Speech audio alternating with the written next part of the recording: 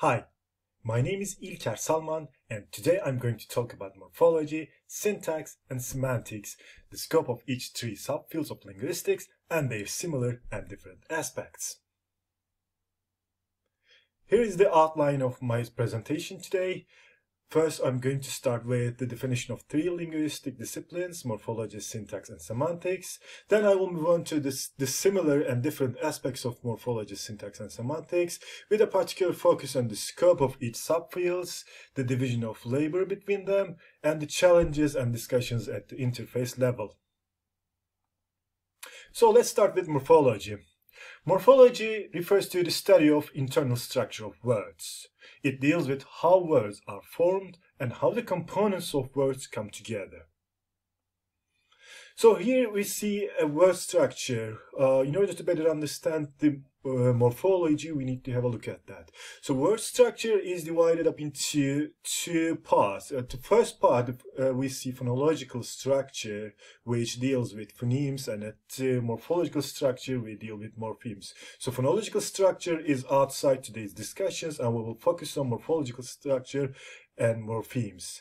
So that brings us morphemes. Morphemes are the smallest meaningful unit of a word. I'll try to explain it with an example.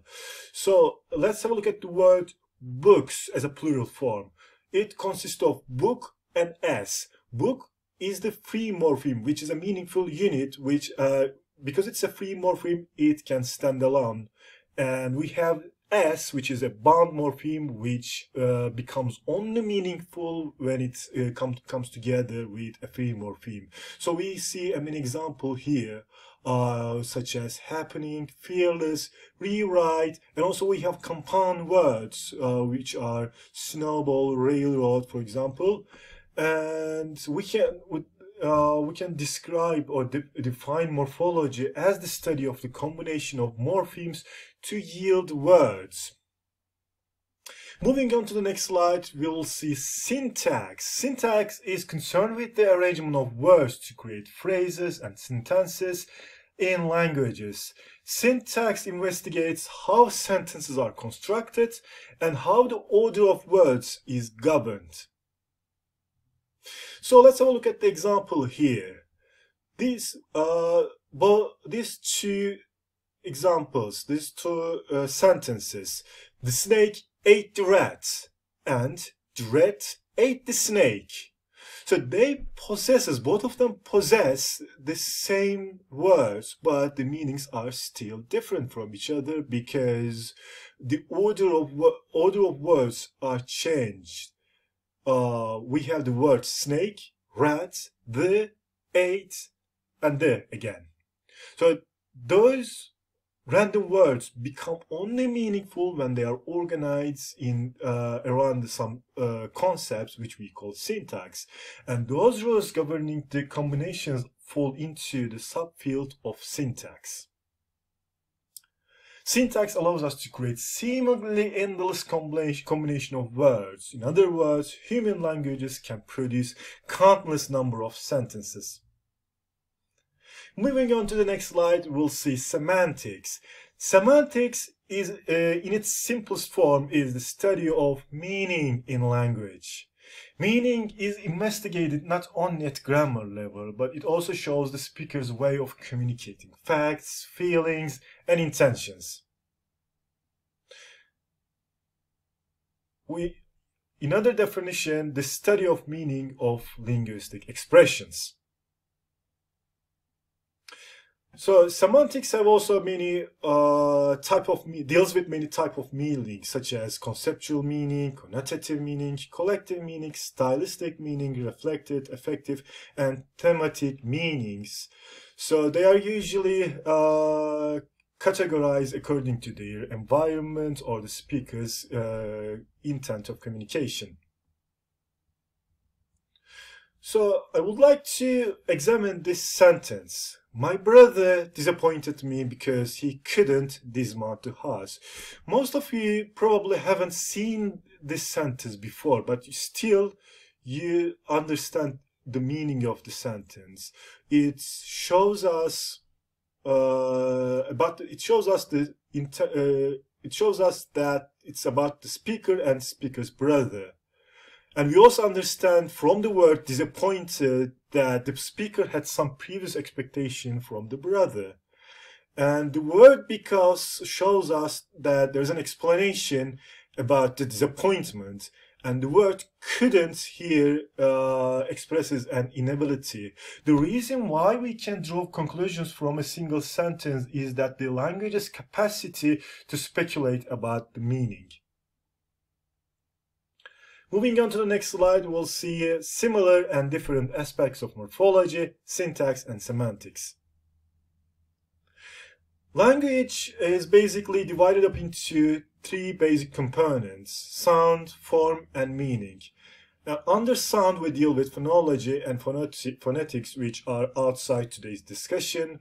And under form, we deal with morphology and syntax. And under meaning, we have semantics and pragmatics. Pragmatics is also outside today's discussion. Those three distinct subfields are actually dependent on each other. We need to understand all of them to understand any of them.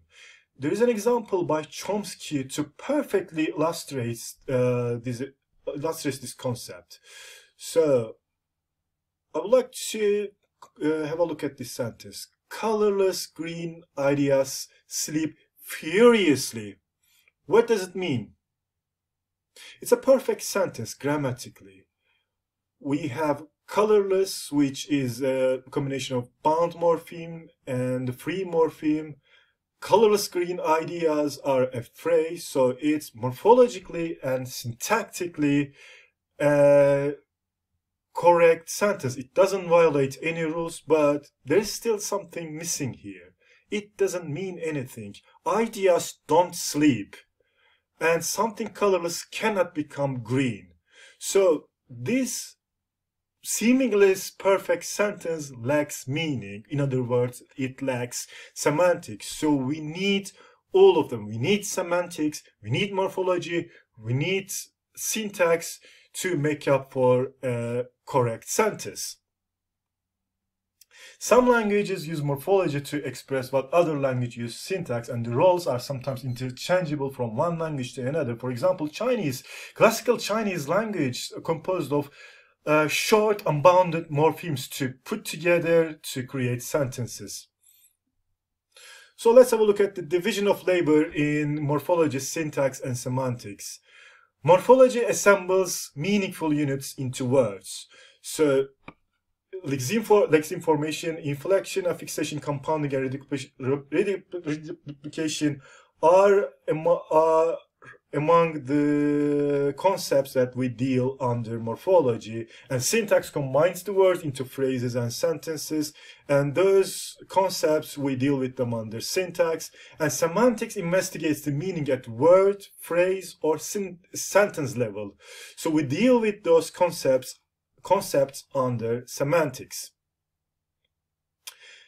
Well, unfortunately, this is not as simple as that. So there are still discussions and challenges at morphology and syntax interface. For example, some scholars restrict the autonomy of morphology by stating that word formation occurs in accordance with syntactic principles rather than morphological ones, whereas many other linguists, such as Chomsky, contradict this notion by stating that components of words are invisible to syntactic principles, which gives us lexical integrity. And when we come to semantics, semantics is compatible with both views, and it deals with the meaning of elements irrespective of how they are formed or which category they fall into. Syntax and morphology are seen by semantics as inputs regardless of how they are formed or which category they fall into. So, morphology, syntax, and semantics are among the three basic components of language, and they depend on each other to understand linguistics. They constitute language and allows us to investigate it. The three subfields possess crucial roles, and they interact together to form language. This concludes my brief. Thanks for listening. Bye.